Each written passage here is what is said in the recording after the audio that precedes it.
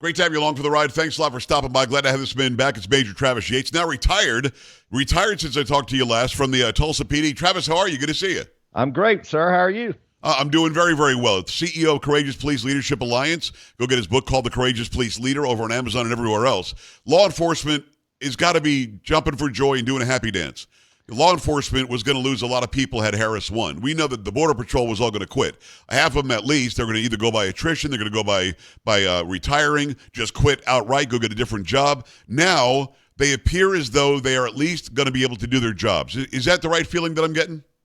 No, it's accurate, Joe. And I think all law enforcement wants to be able to do their job, be able to do the job they signed up to do. And obviously, not only local, but also, of course, Border Patrol and federal, the mission has not been the mission for many years. And so I think there is a sort of anticipation to get back to that mission. I think you and I have talked about this about a million times. But the fact is, if there's no deterrent, why would the criminals stop? Like in California, when they say you can steal up to $950, why wouldn't you steal $950 or $949? Of course you would. If a school says no gun zone or gun-free zone, a guy with a gun knows he can get away with it. At the border, if nobody's going to stop you, why try to stop? Will the criminals now get the message that law enforcement is back or not? I think there's going to be a short period of time where they're going to see if it's accurate, right? I mean, people are so used to politicians and promises and this and that, and then it falls short. So I think you're going to see early next year, probably some criminal element think to themselves, this isn't real. This law and order thing still isn't real, because they've been very accustomed to it not being real. Yeah. And so it's going to be very important from law enforcement from the East Coast to the West Coast all the way to the borders to make sure the criminal element understands that there's a new sheriff in town, so to speak. And law enforcement's ready for that. I think politics has held law enforcement back for a long time. And the ideology of that, Joe, is a political ideology that there's not really bad people. We just need to give people more of this, more of that. But I think we've seen in the last 3 or 4 years, crime is not being reduced. It's only going higher, and we do need that deterrence. It is Major Travis Yates. Go and get this book. It's called The Courageous Police Leader. Go to his website, travisyates.org. So let's talk about the border specifically. We've got people along the border. Well, before I do that, let me ask you this. I wonder what your opinion is on this when it comes to crime. Why do you think places like California and other very blue cities have allowed for so much more crime? Is it because they changed their laws that it's not a felony unless it's over $950? They changed their laws to make it look better on paper, like the crime is under control? Do they want criminals to be able to do anything they want? What's the end game, do you think? A normal person doesn't want more crime, more death, more rape. They want less than that. So why do these cities allow so much more? Well, and it is a pattern in the blue cities. It's a pattern in the large urban cities. I think there's probably early on, Joe, there was probably good intentions, right? There, whether it's equality or equity or police reform or whatever it was, right. But they make these changes with no ounce of evidence that any of these changes will work. It's just the idea that politicians get, or an emotional idea. And very quickly, as we saw in California, when they reversed that proposition, it doesn't work. And so right. we do need good police. We do need good laws, good law and order, but there needs to be some thought put to it. And I think we've seen historically the legislature very seldom has good thoughts when it comes to that. Well, you're not helping those communities that are crime-ridden by pretending like the crimes aren't crimes. The crimes still happen. You're just calling it something different. It'd be much better to maybe enforce the law more. I always, listen, don't tell anybody, but I got a lead foot. I always have less of a lead foot when I see a police officer on the road. So more police, more patrols, more presence.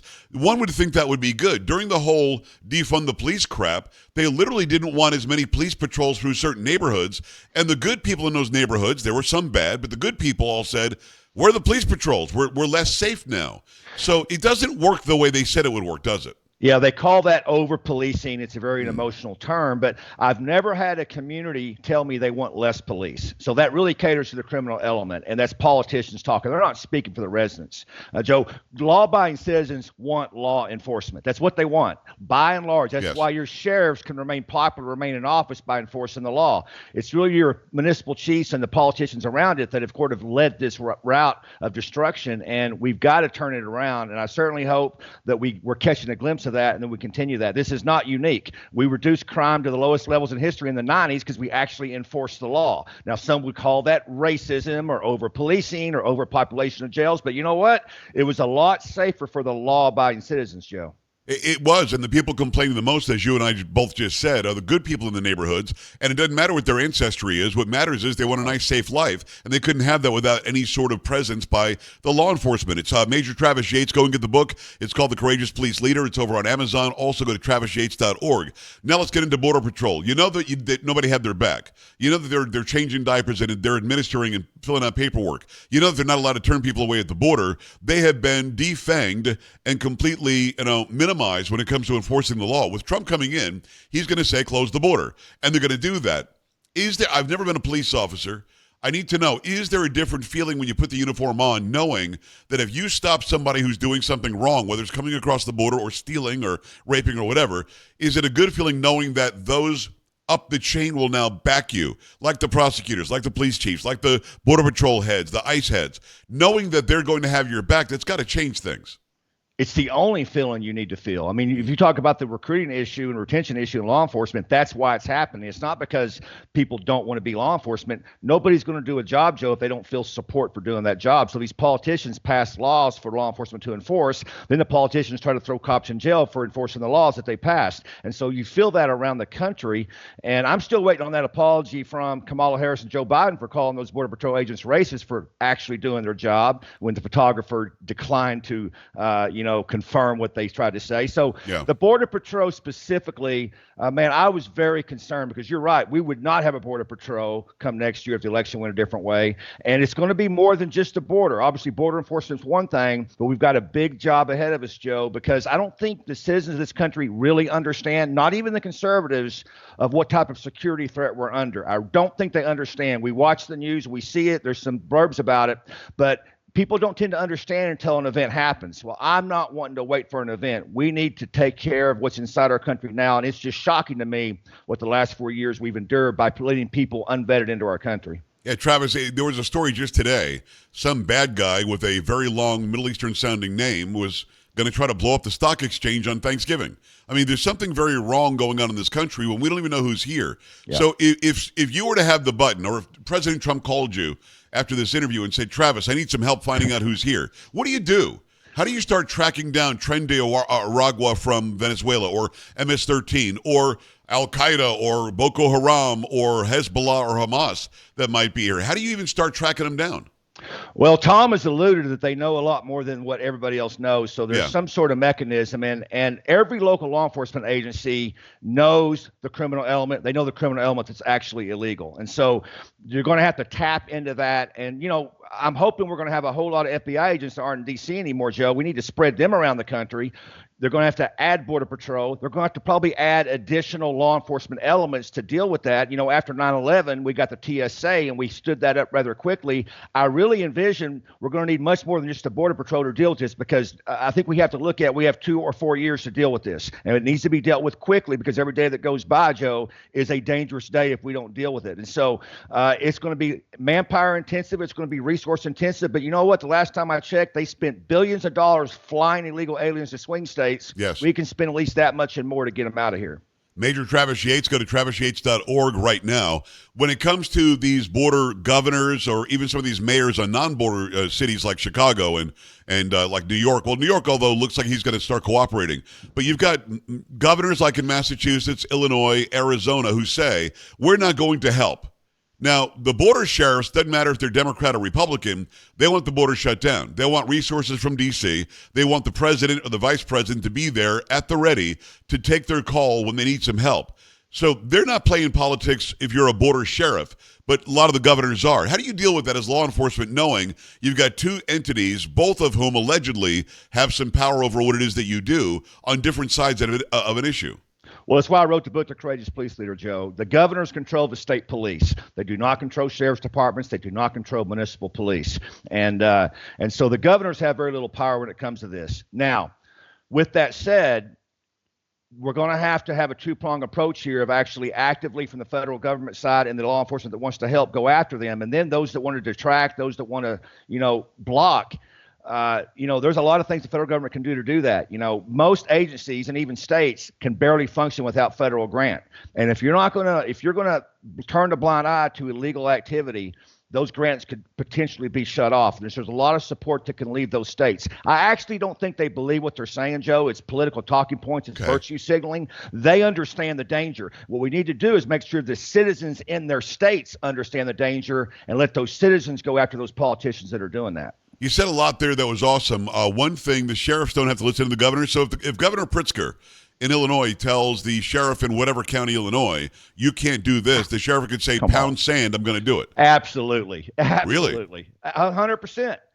100%. The sheriffs are the highest law enforcement agent in that county. They don't have to listen to the governor. Then the governor can pass some state laws or state rules, but we see governors all the time simply do the right thing. You can just look back at COVID. I can talk about my friend Sheriff Jesse Watts, your friend Sheriff Mark Lamb. They ignored those orders from the governor because they knew what was right.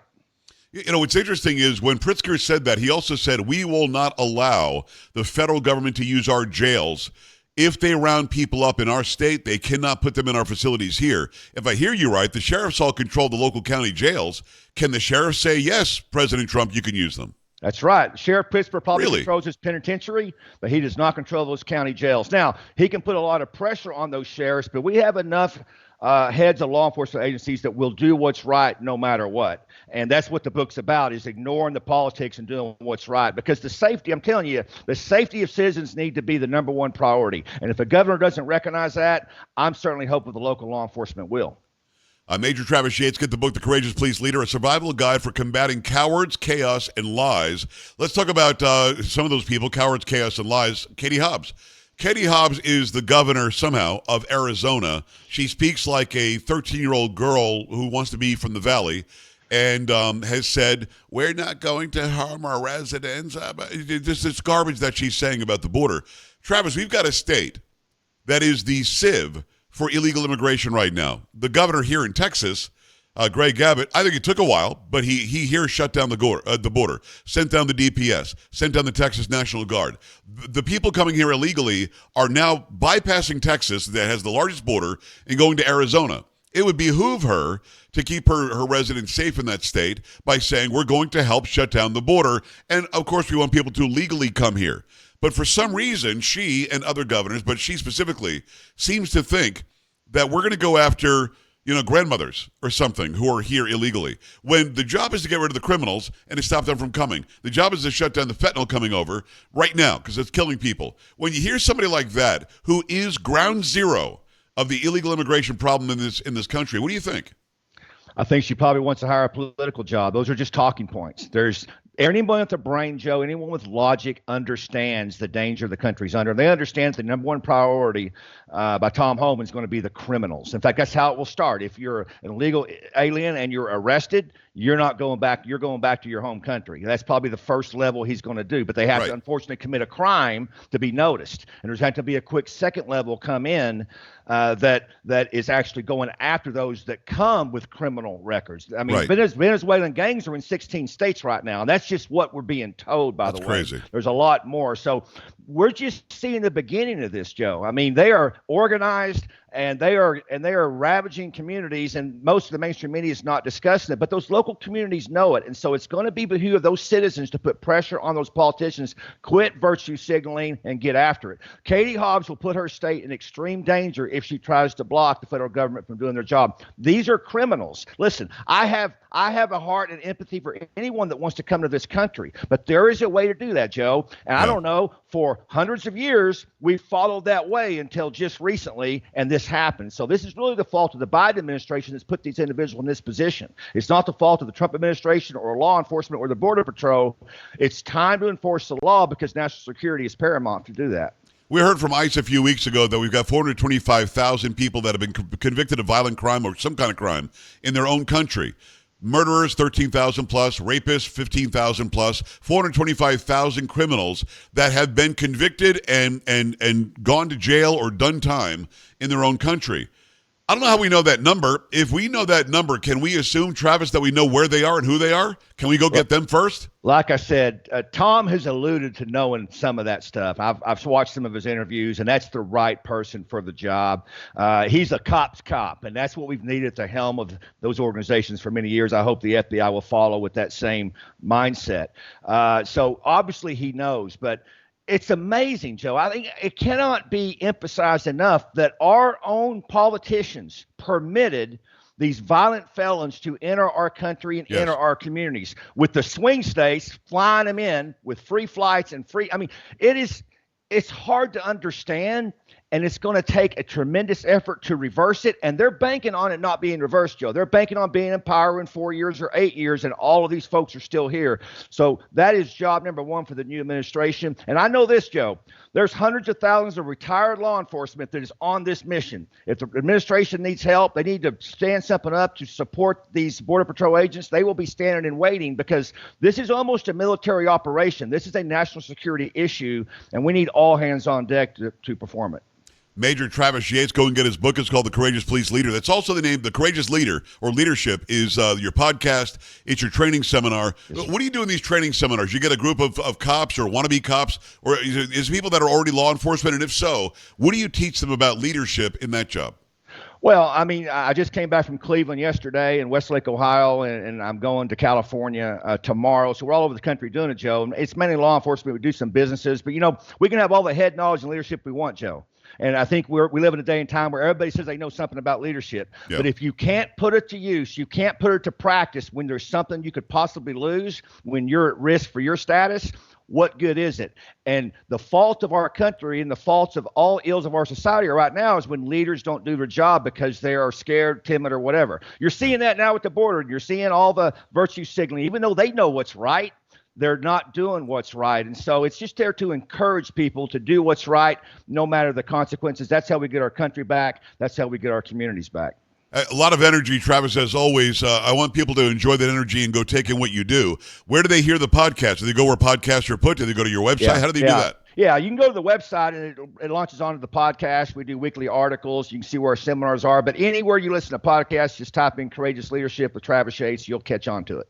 TravisYates.org, TravisYates.org. I love the energy. If you were, I've got 20 seconds. If you were tapped to go do something with this administration, I'm guessing you're on it. Oh, anybody, any American would, Joe. Anybody that loves America would. They would jump for joy. They would do whatever the administration asks. That's how important the next 4 years is. Travis, you're the man. Good to see you again, brother. Thanks for the time today. Thank you, Joe. All right, brother. We're back after this. Stay right here.